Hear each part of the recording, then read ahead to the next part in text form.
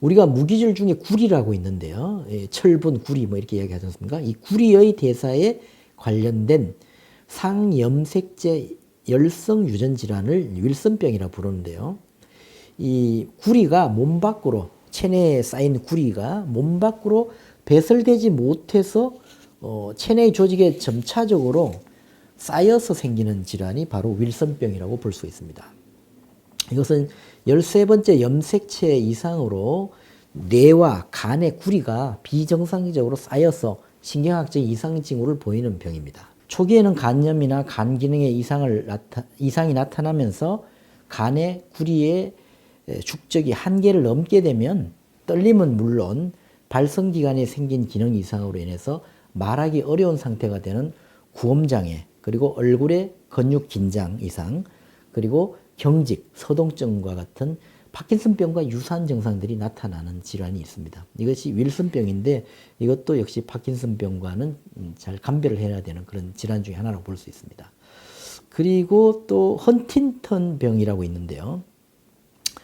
이것도 파킨슨병과의 감별이 필요한데 헌팅턴병은 유전성 뇌질환의 하나로 대부분 35에서 44세 사이의 성인에서 시작되어 서서히 진행이 되는 건데요.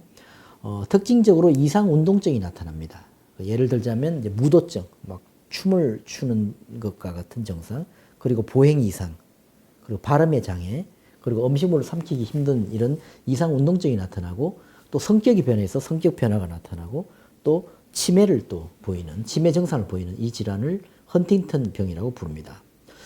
이 병은 수년에 걸쳐서, 몇 년에 걸쳐서 점차 나빠지는데, 사람에 따라 나빠지는 속도는 각기 다르지만 한번 병이 시작되면 15년 정도의 긴 그 생존 기간을 가지게 되는 병입니다. 보통 환자가 사망하는 이유는 폐렴 때문인데 그 이유는 환자가 기침을 해서 가래나 세균 등을 폐의 밖으로 뱉어낼 수 없기 때문에 그렇습니다. 특히 초기에는 안절부절하지 못하거나 불안정한 행동장애나 또는 공격성을 보이거나 우울해하는 등 감정의 변화나 감정 조절 장애를 보이는 경우가 있고, 또 인지장애가 발생해서 의사결정 또는 집중력, 기억력 저하를 보이기도 합니다. 그리고 시간이 지나면서 손이나 다리가 원하지 않아도 저절로 움찔거리거나 떨리는 증상 등이 나타나기도 합니다.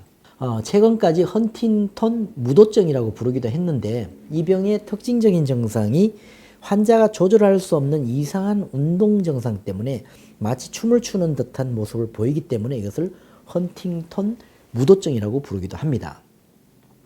현재는 일반적으로 헌팅턴 병이라고 불리고 있으며 병명은 제일 처음 기술한 의사의 이름을 따서 붙여졌다, 이렇게 볼 수가 있습니다. 그래서 지금까지 제가 그 파킨슨병과 혼돈하기 쉬운 질병들에 대해서 설명을 드렸는데요.